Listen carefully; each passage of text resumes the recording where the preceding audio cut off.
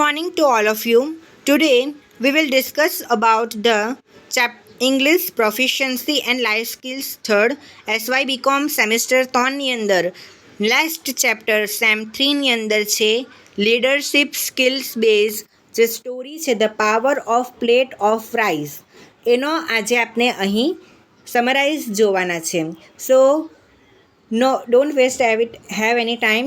Let's move to the topic. આપનું આ YouTube ચેનલમાં સ્વાગત છે.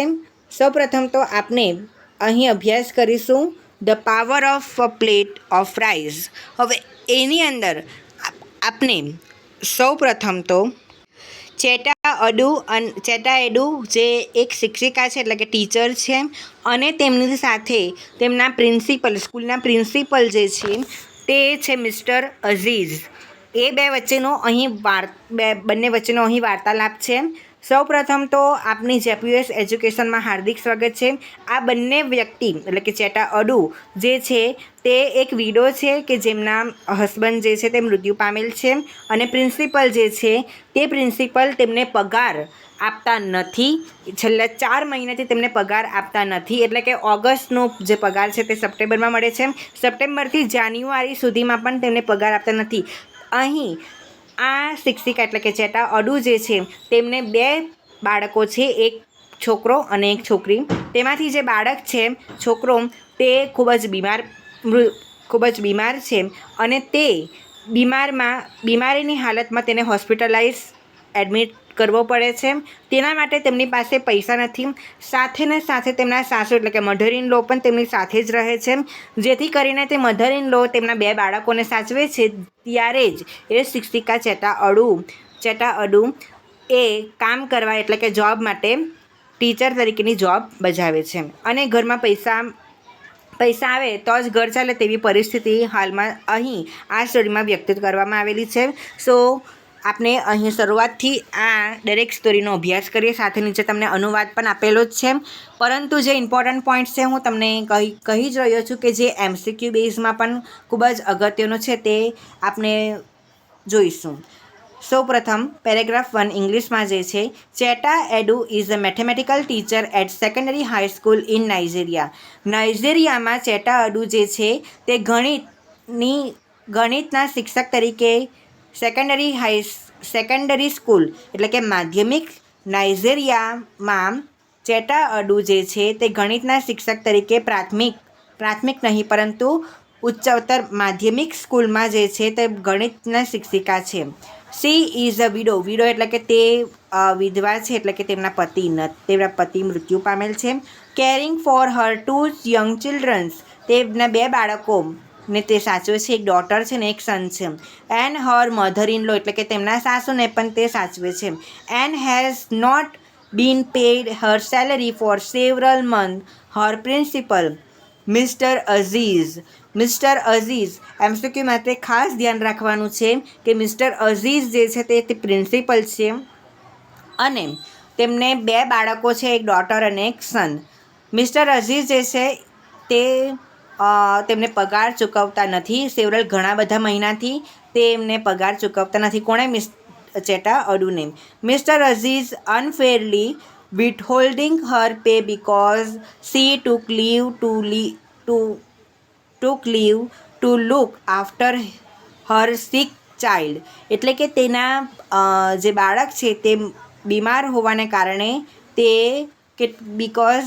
she took leave to look after his sick એટલે કે તેના બીમાર પડ્યા પછી ઘણી બધી રજા પાડે છે જેથી કરીને મિસ્ટર અઝીઝ જે છે તે તેમને પગાર ચૂકવતા નથી. હવે આપણે તેનો અનુવાદ જોઈએ કે ચેટા અડુ એક નાઇજીરિયાની માધ્યમિક શાળાના ગણિત ભણાવનારી શિક્ષિકા છે.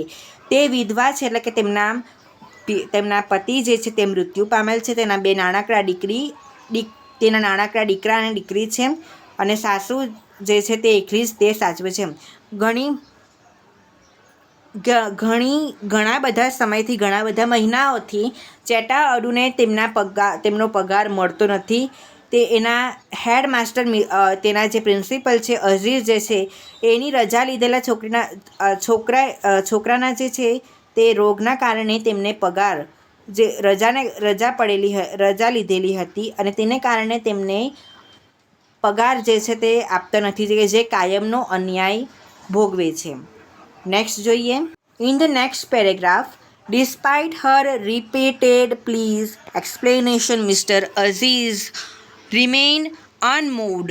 He refused to give even a single penny through thought Cheta is desperate for money to pay rent and fees, feed her child, institution or legal aid seems out of reach.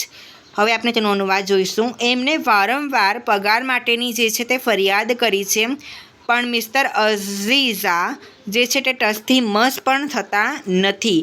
ચેટા જે છે, ચેતાના ઘરમાં તેને ભાડું ભરવાનું હોય છે, તેમના 2 બાળકોની સાર સંભાળ રાખવાની હોય છે, ને એક નાનકડો અહીં આપણે કીધેલું છે કે Cheta as a single penny he refuse give even a single, એટલે કે એ તો એક નાનકડો રૂપિયો આપવાનો પણ ઇનકાર કરે છે. કોણ? મિસ્ટર અઝીઝ જે પ્રિન્સિપલ છે તે એક રૂપિયો આપવાનો પણ તે અસ્વીકાર કરે છે, આપવાનો ઇનકાર કરે છે. અહીં કોઈ પણ કાયદાકીય કે ઓફિશિયલ મદદથી પણ આશા મિસિસ ચેટાઅડુને રહેતી નથી. કોઈ પણ કાયદાકીય અથવા તો વ્યવસ્થા કોઈ ત્યાંના મેનેજમેન્ટ તરફથી અથવા તો કોઈ પણ કાયદાકીય રીતે તેમને કોઈ પણ રીતની મદદ રહેતી નથી.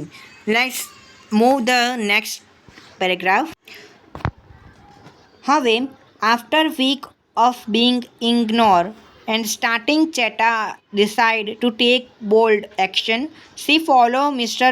Aziza to his home one evening when he left the food on the table and goes away for a moment. Cheta silently sit down and begins to eat his rice and meat without asking. હવે શું કહ્યું છે? After a week of being ignore and starving, અઠવાડિયા સુધી ઉપેક્ષા અને ભૂખ સહન કર્યા પછી, સ્ટ્રવિંગ એટલે કે વીક ઓફ બિંગ ઇગ્નોર એટલે કે તેને જે છે તે ઉપેક્ષા કરીને, સ્ટ્રીવિંગ એટલે કે ભૂખા સહન કર્યા પછી, Cheta decided to take bold action એટલે કે ચેટા એક જોરદાર પગલું ભરવા નક્કી કરે છે. સી ફોલો મિસ્ટર અઝીઝ, તે હોમ વન ઇવનિંગ એટલે કે એક સાંજે તે મિસ્ટર અઝીઝના ઘેર અને પાછળ જાય છે. When he live the food on the table and goes અવે ફોર અ મોમેન્ટ એટલે કે તેમને ટેબલ ઉપર ભોજન મૂક્યું એ થોડી વાર બહાર જાય છે. એ જ વખતે ચેતા શાંતિથી બેસી જાય છે. Cheta silently sit down and begin to eat hers rice and meat without asking, અને પૂછ્યા વગર જે ભાત છે, રાઈસ છે ને જેટલો પણ નાસ્તો છે તે ખાવા લાગે છે, એ પણ સાયલેન્ટલી. Next paragraph. Mister Aziza return and is stunned see Cheta eating the meal. He is shouted and embraced. Her bold, non-violent, symbolic act forced him to confront his injustice. Seeing her desperation, he immediately issued a written order to release her withheld salary. હવે શું કહે છે આ પેરેગ્રાફમાં કે mister Aziz જે છે તે પાછો આવે છે અને જુએ છે standing and see Cheta eating his meal, અને તે તેનું જમવાનું જમી રહી હતી. હી ઇઝ શોક એટલે કે તે હેરાન થઈ જાય છે, અને એમ્બ્રેસિંગ અને શરમાઈ જાય છે. હર બોલ્ડ નોન વાયોલેન્ટ સિમ્બોલિશ એટલે કે ચૂપચાપ સાંકેતિક હિંમતભરી હરકત ફોર્સ એને પોતાના જે કરેલા અન્યાય સામે જે છે તે નજર કરવા માટે તે મજબૂર કરે છે. તેને કરેલા જે અન્યાય સામે જે છે કન્ફર્ન્ટ એટલે કે અન્યાય સામે તે જે છે તે નજર કરવા મજબૂત કરે છે. And seeing her desperation, he immediately issued a written order to release her withheld salary. અને ચેતાની હાલત જોઈને તરત જ તે લખાવે છે અને તેની રોકેલો જે પગાર જે છે તે કેટલાય વખતથી ન આપેલો પગાર જે છે તે આપવા માટે મંજૂરી આપે છે. અને હવે નેક્સ્ટ પેરેગ્રાફ તરફ જઈએ. Cheta gathers her salary slip and leave and leave quickly, still eating as she goes. He resourcefulness, courage, and dignity illustration how an ordinary person can claim justice when system fail. The plate of rice in its simplicity carried immense power. હવે અહીં તેનો અનુવાદ જોઈએ કે ચેટા જે છે તે gather હર salary એટલે કે તે પગારની પત્રિકા લઈને જે છે તે ત્યાંથી ચાલી જાય છે, શાંતિથી બહાર જાય છે. એન્ડ હી રિસોર્સફુલનેસ કે તે જતી વેળાએ પણ તે ભાત and courage and despite insult and ordinary person as claim justice when system is fail.